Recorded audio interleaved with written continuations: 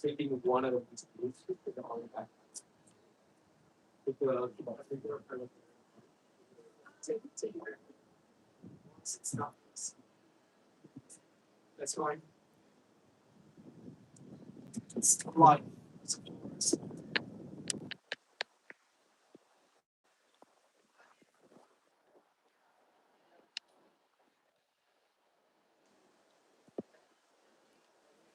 Here. Sony's doing its thing now. So it's where it's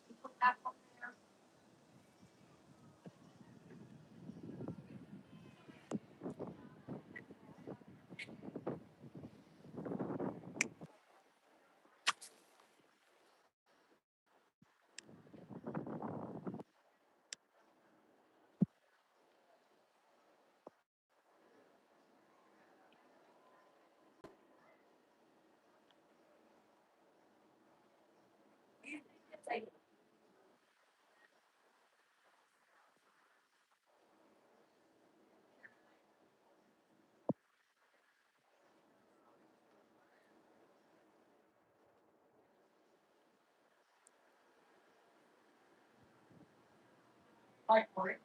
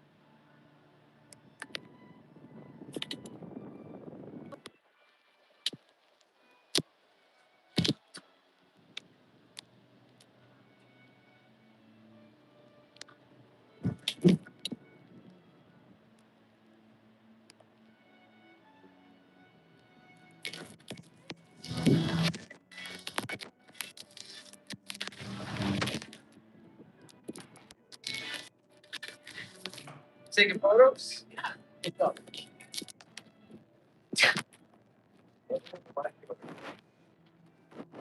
looking good. Really swapping up now.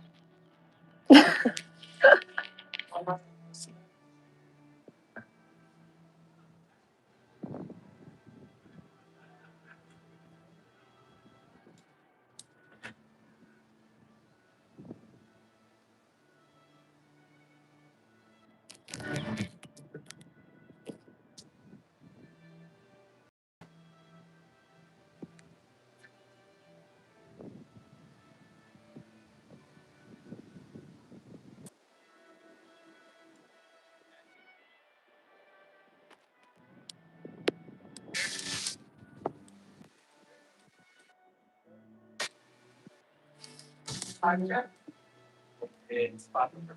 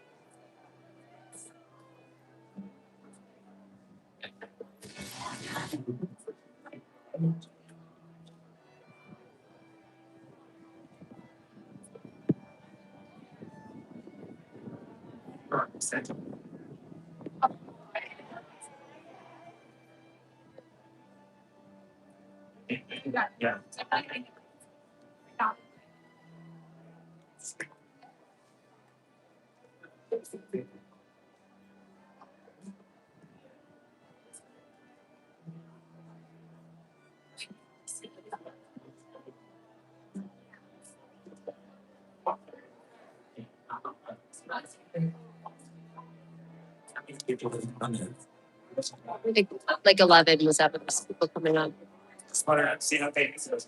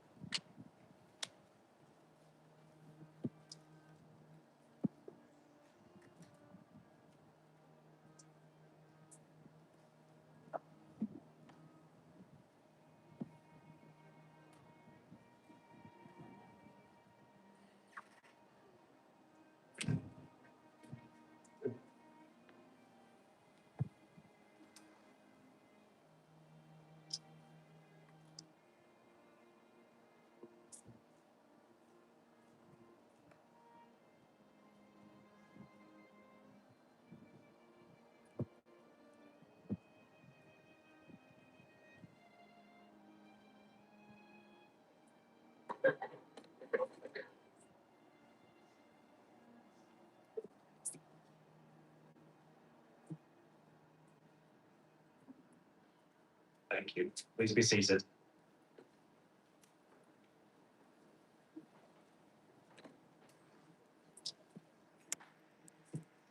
Welcome, everyone, to the wedding ceremony of Lydia Curry and Robbie Rennie. And thank you to each and every one of you for being here with us, including those joining virtually from across the pond. I think this group here serves as a true testament to our bride and groom. Lovely people seem to have a way of attracting other lovely people. And all the faces I see gathered here today make that abundantly clear. For those of you that don't know me, I'm Alex, Lydia's big brother and your rent-a-reverend for the evening. I will be listening to a fond Alex for the duration of the day. Here on my right side, on my left side, sorry, stands my new brother-in-law, which is something I could not be more proud or more grateful to say.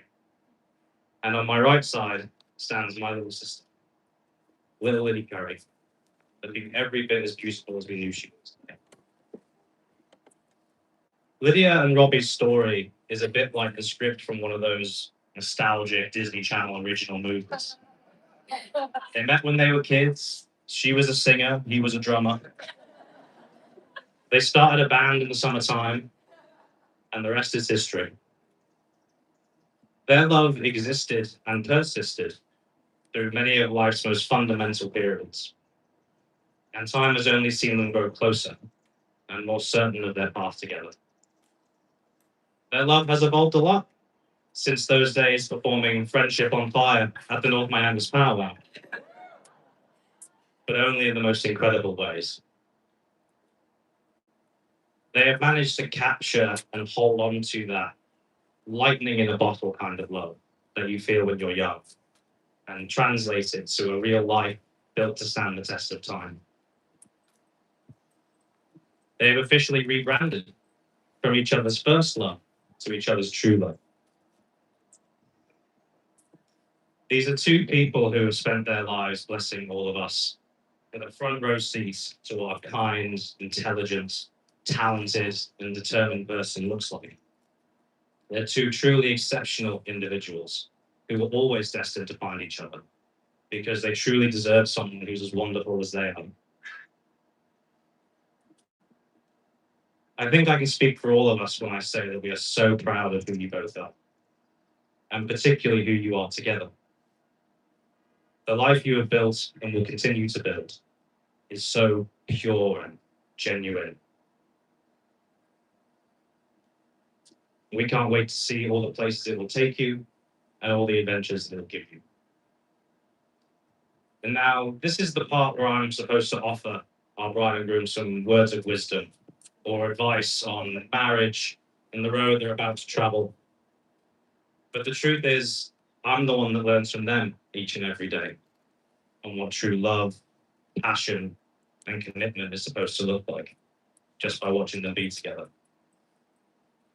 The only advice I will offer you both is to keep those beautiful foundations that you've always had.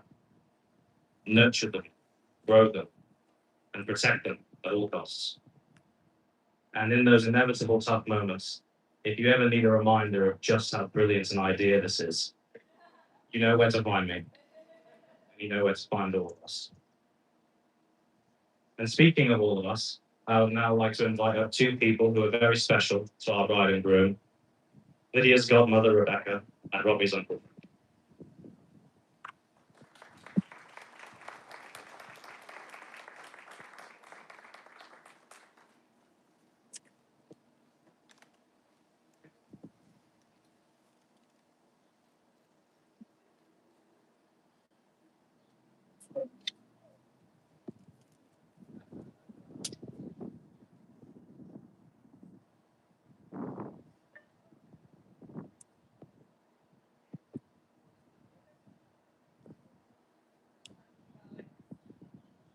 I will read a wedding blessing.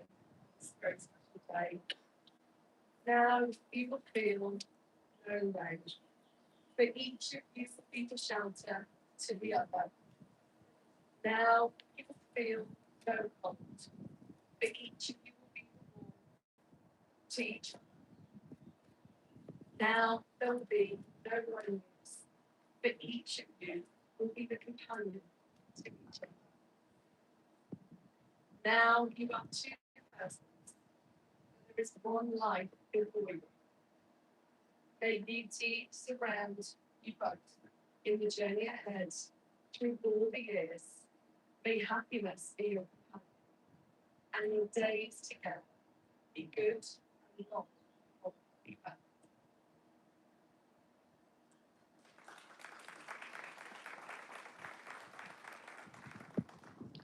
So, as already mentioned by Alex, I'm Rebecca, I'm from this sports area. It's so wonderful to be here today to celebrate the union of Robbie and Lydia. And before I really get going, I would love to mention some very special people in Lydia's life who cannot be here today. Lydia's granddads, Grandad Gardner, and Grandad Curry. I have no doubt they keep smiling. It's amazing. Sharing the celebration. And Bridie Gardner and Grandma Curry, watching some albums and we're really sad you can't physically be with us here today, but you're very much part of our celebration, and we're sending you so much love to you today. I still remember taking the phone call from Neil asking me to be Lydia's godmother, and I'm absolutely delighted to accept. And being a godmother has been an absolute privilege and a pleasure. I talk with you often. I actually recall talking about first dinner, too, my now husband. And this wedding has been a hot topic in my husband's recently. And Lydia, I am so proud. My early memories of Lydia involved lots of dress up and princesses. And I recall one particular visit when Lydia and sister took me launch party. Lydia was and I happily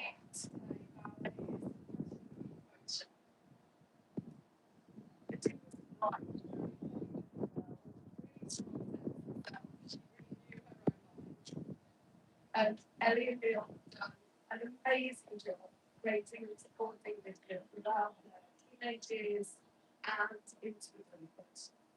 And I really want to take the opportunity to thank them.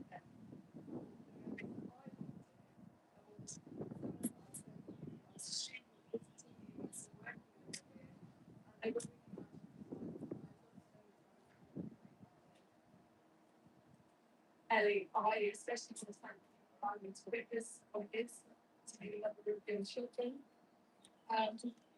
So,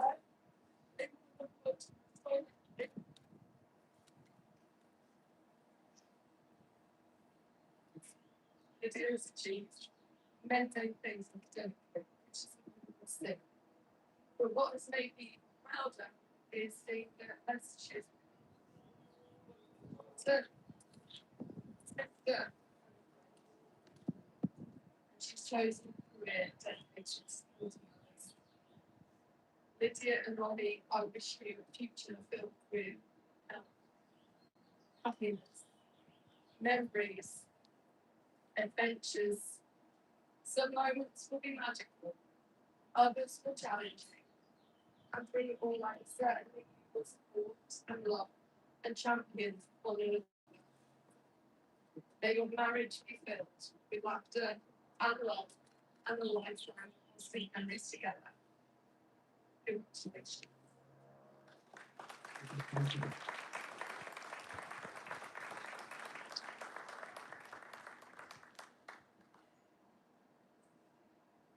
Hello, everybody. I'm Robbie's Uncle Frank. I think I met a lot of you last night, and maybe more than I should have. I know, but it was an absolute pleasure. I feel like I remember so well. Being part of this family now is just an amazing thing. Your Aunt Sugar is your godmother, wanting to be here, as you know. But she's home watching, sending all her love. Aunt Sugars, we love you very much. I want to tell you some things that I've learned along my journey that I think might help you. During the week, our daughter Kelly shared a story with me that I'm only going to tell you part of, but it was too good not to say. She had a dream about Pop, her grandfather. And she wrote to me, a younger Pop, maybe early in the 60s, in perfect health, rushed through the door with a hurried body language that said, I finally made it, but where am I? That would be Pop. I think he needs a new navigator, by the way. The suit I'm wearing tonight belonged to your Pop. He wore this at Kelly and Kevin's wedding, and I'm so honored to wear it tonight. And your Nana is here with us as well. I can still hear her right now saying, Buster! Which was her favorite nickname for Robin. One night at 2 a.m. in the morning when I was with her in the emergency room, trying to keep her spirits up, doctors were coming in and taking blood, x-ray, put her through all kinds of tests. I didn't know what to say to her to keep her spirits up, so I said, it's okay, Mom, it's okay, it's all good. And she looked at me square in the eye and said, yeah, for you maybe. And I never forgot that. Now you can carry that one too as well. But it's about the power of love because it never ends. The Bible says that God is love. And if you turn that around and say, well, that means that love is God, that means that since God is everlasting, so is love. And so will your love also be everlasting. God cannot die, neither can love. It exists forever. I know you'll appreciate some of this, Lydia, being a scientist that you are. I want to talk for a minute about the universe, the stardust that we're all made of. Because we are all made of stardust that God created in the heavens. That means that we are all the same. We're all created the same, biologically the same, connected to each other and to the earth and to the universe. And I think that is a miracle that probably escapes me most of the time, but something that we should remember. Albert Einstein said you can live your life two ways. One, as though everything is a miracle, and the other as though nothing is a miracle.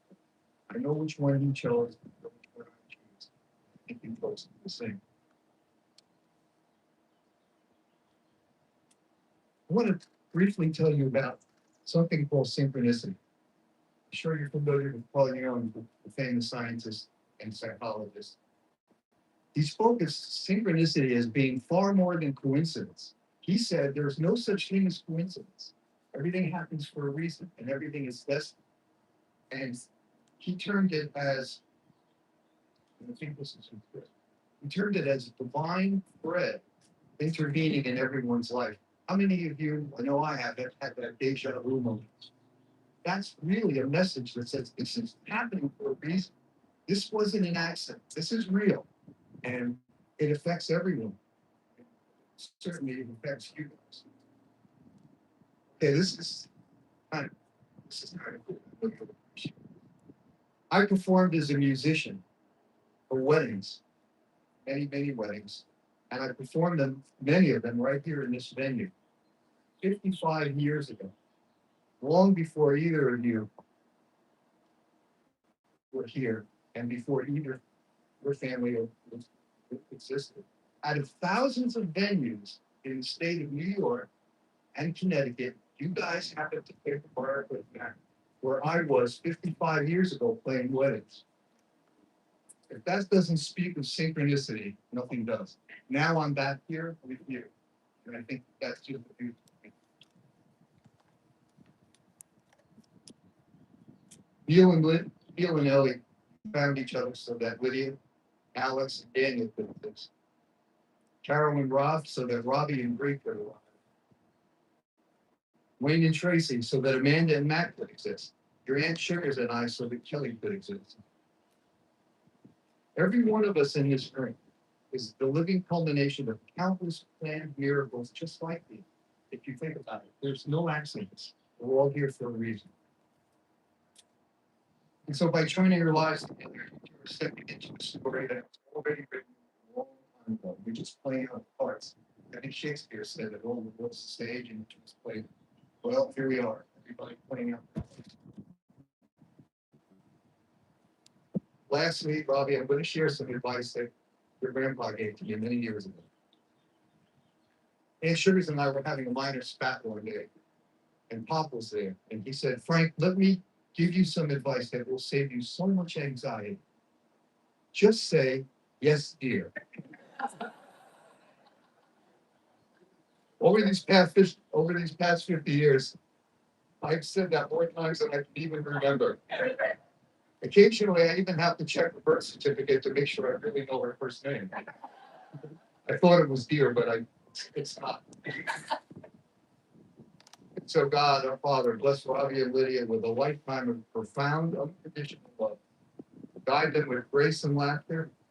Thank you, God, for allowing me to be part of their life, this family, for so many years, and now with both families. It really is all good, man. Very, very good. Love you both. Thank you.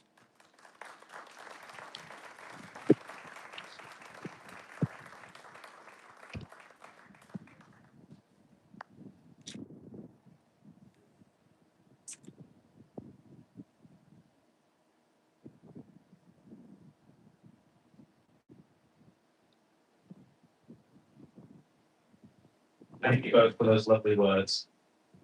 Without further ado, let's get these two married, shall we? May we please have the rings?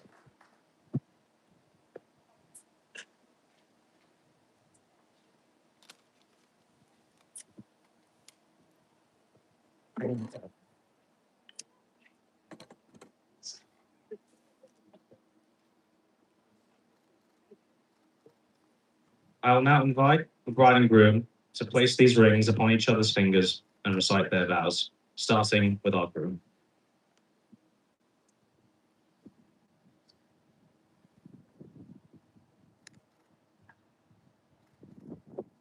Robbie, please repeat after me. I, Robbie, with this ring, take you, Lydia, to be my lawfully wedded wife, to have and to hold in good times and bad, for richer or for poorer, in sickness and in health. I vow to love, honor, and cherish you on this day and every day to come. Lydia, will you take Robbie as your lawfully wedded husband? I will. And now, Lydia, please take this ring and place it upon Robbie's finger as you recite your oath.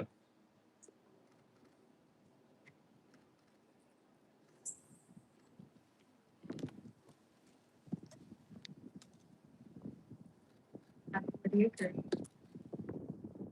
Thank you.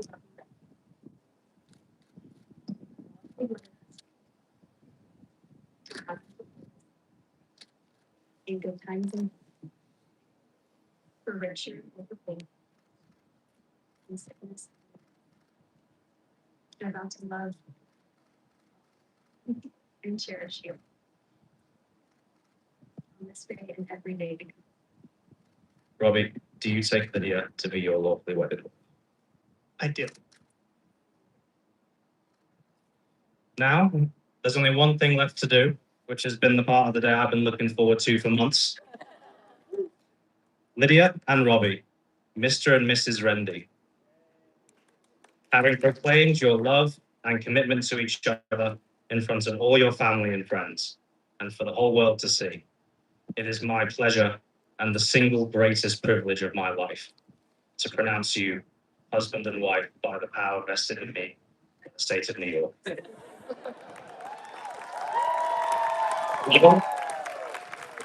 It's your brother.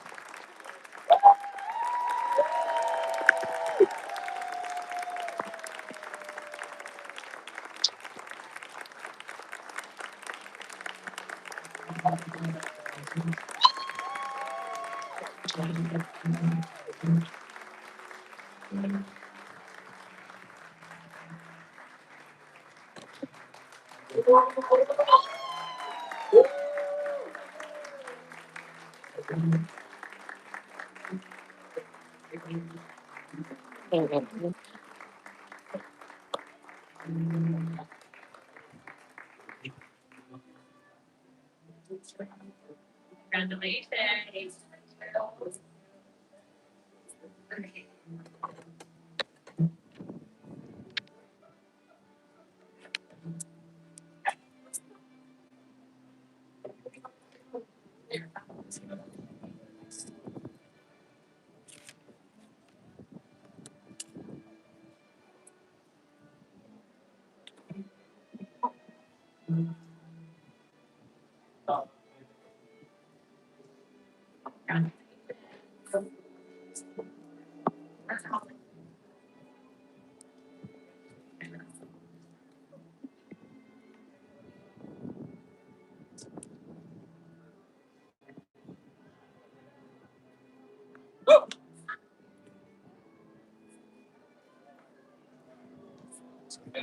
Nice job.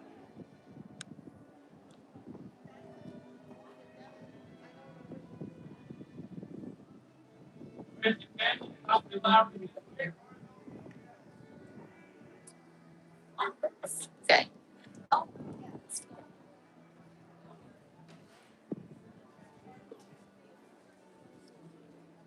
Well, I don't want them to see it. Huh? Okay.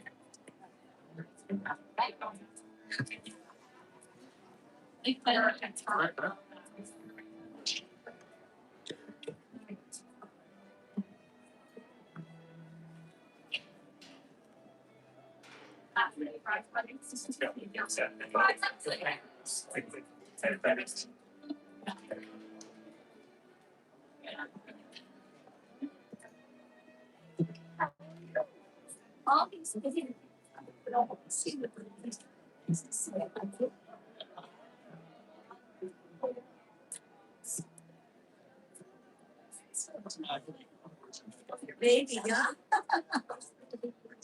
What did you say?